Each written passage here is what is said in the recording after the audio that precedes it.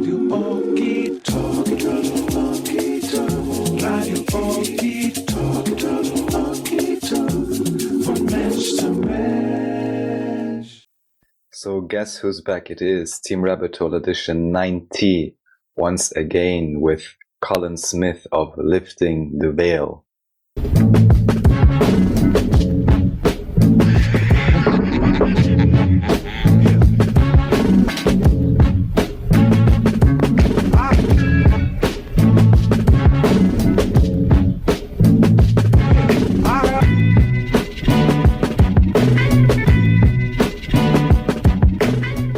Welcome.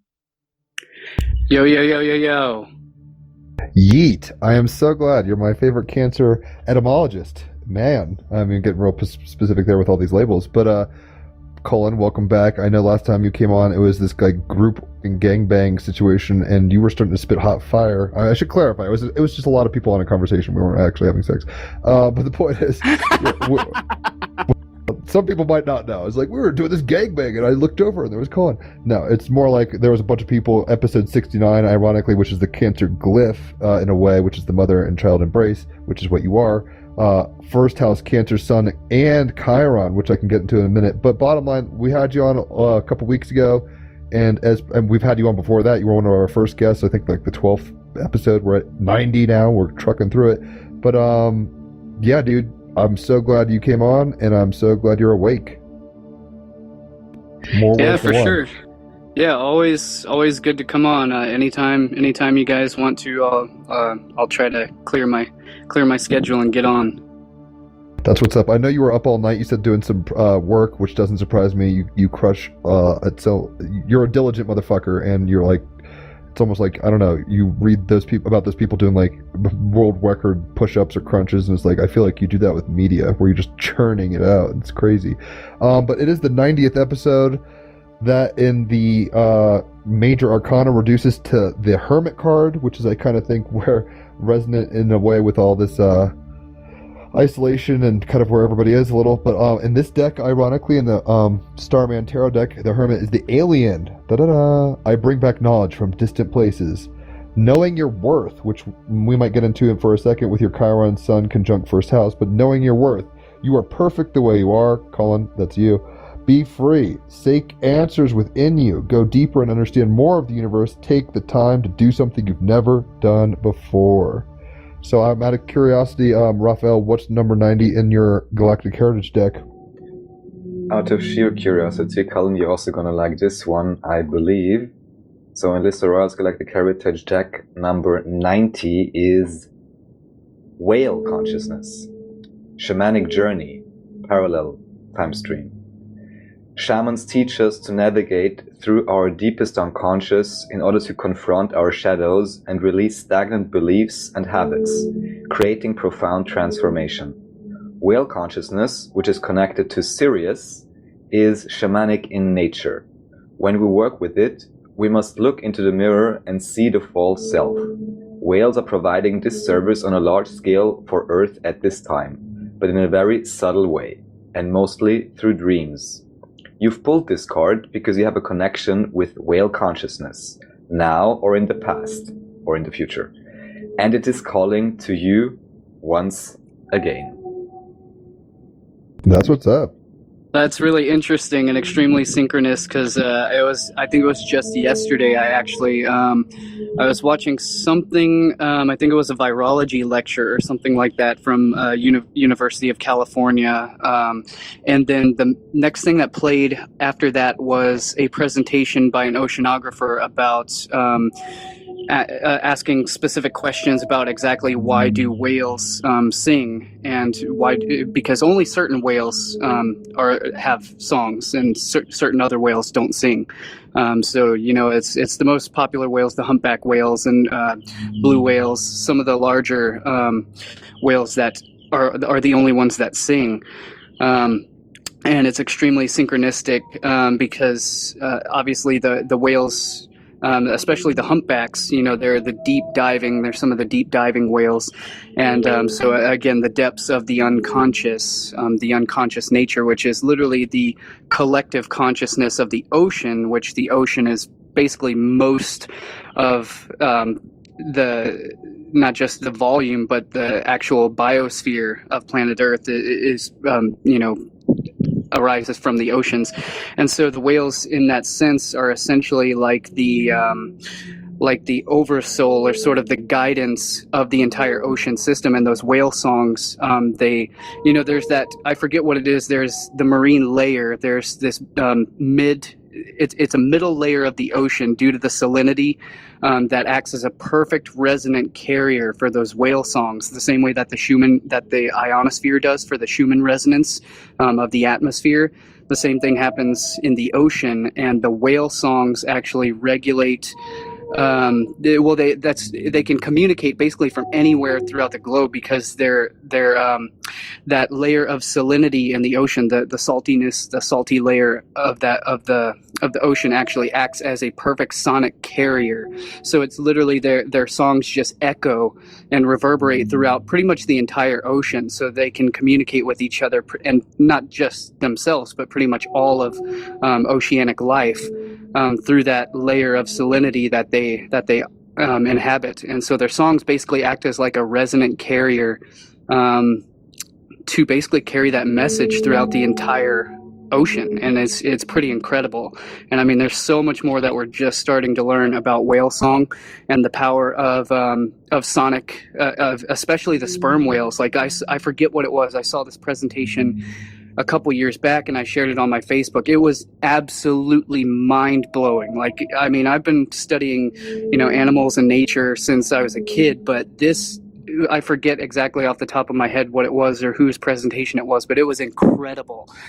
He was talking about brand new research about how the sperm whales will actually gather around, like he was a diver and oceanographer, so he was studying the whale songs, and they will gather around, and they'll basically stand like pillars, which is exactly the same symbolism from the movie Arrival, where those black monolithic spaceships, they sort of just gathered at different locations around the globe, and they stood there in like a monolithic standing stone type position. That's exactly what the sperm whales will do. They will they'll like stand, longitudinally up and down in that position, like buoys essentially, and they'll gather in in a circle around the diver or whatever, and they will all project their certain sounds, and it's so it's so powerful. I mean, they could kill you in an instant with how powerful that sonic wave is, that sonic pulse. But they can also regulate it to provide profound healing effects, and the dolphins obviously have this capability as well.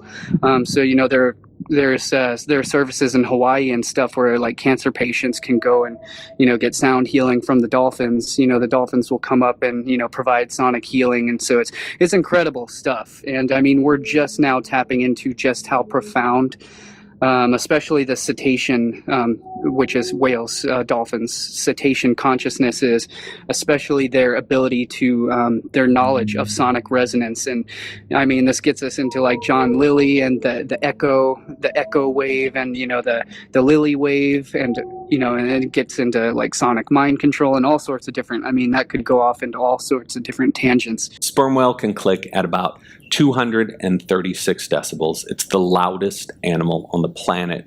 Sperm whales can hear each other in the ocean from hundreds, even thousands of miles away. Some researchers believe that they're able to keep in contact with one another through these clicks on other sides of the planet. These clicks are so powerful in the water that they can blow out your eardrums easily, and they could actually vibrate a human body to death.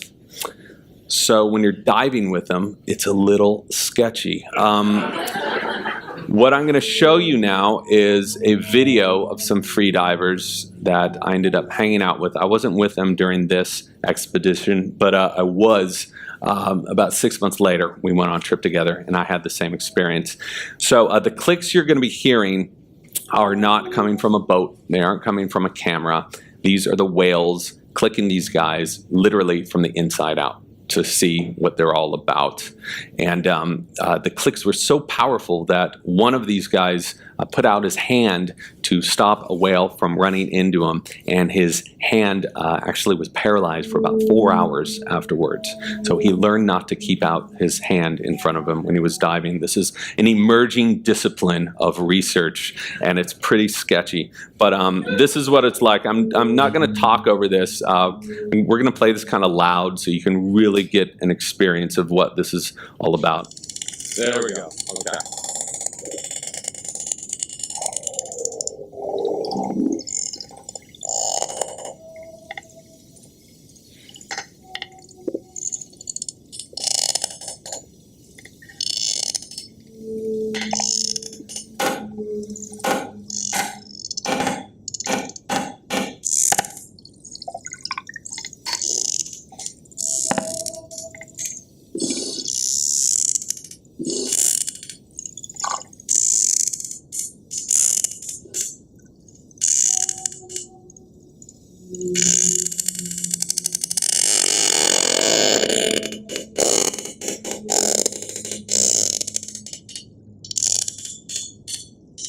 So you're going to notice the whale's going to flip on its belly. That's where it collects those echoes underneath its jaw. They don't use ears underwater. So he's getting a really good look at him right now.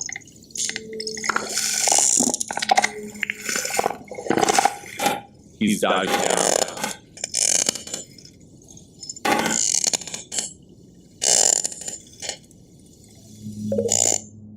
Okay, so I know what you're thinking. Why the hell would anyone want to do that? I know that was pretty loud for all of us, but trust me, in the water, it's like 4 million times louder. And once you're hanging out with the whales for a long time, this didn't happen to me, but it happened to these guys, their bodies started heating up from being pelleted with all of that energy after a while. Again, this is pretty sketchy stuff. It's strange to do, but it's important to note that these guys are fascinated by whales. They don't necessarily want to free dive with them this closely, but they have to, because it turns out the only way to really study these animals up close is by freediving with them, by approaching them in your natural form and interacting with them in that way. Scuba doesn't work. It's too loud. Submarines don't work. Same thing. Robots don't work. They freak them out. But when you freedive with them, this amazing paradigm shift occurs.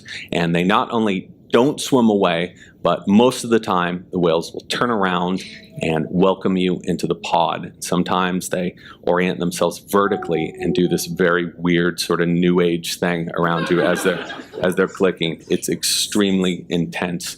So the next question you're probably asking yourself is like, why research sperm whales? Well, it turns out that those clicks you heard, they aren't just used for echolocation. Sperm whales and dolphins also use clicks for communication.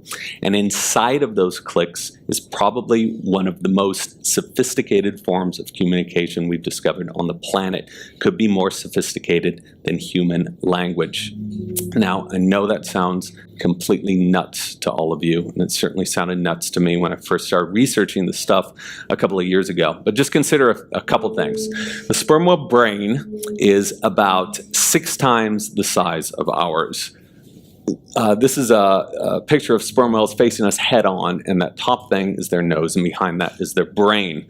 Now, sperm whales also have a neocortex. In humans, the neocortex is believed to govern higher level functions like conscious thought, future planning, and language. Well, sperm whales not only have a neocortex, but theirs is about 6 times the size of ours. Sperm whales also have spindle cells. These are long and highly developed brain structures that neurologists have associated with compassion, love, suffering, and you guessed it, speech. All of those things that make humans human and separate us from great apes. Well, sperm whales not only have spindle cells, but have them in a far larger quantity than we do. And they've had them for 15 million years longer than we have. So stay tuned for the next part. We'll pick up right here where we left off. You can watch it. I will leave any intros and stuff out so that you can watch it in a consecutive style. And so again, my name is Cullen Smith. This is Lifting the Veil. You can find all of my full books, presentations, videos, films, articles, posts at patreon.com/liftingtheveil. And there is also a ton of exclusive content, and I will leave the cited reference links in the description down below.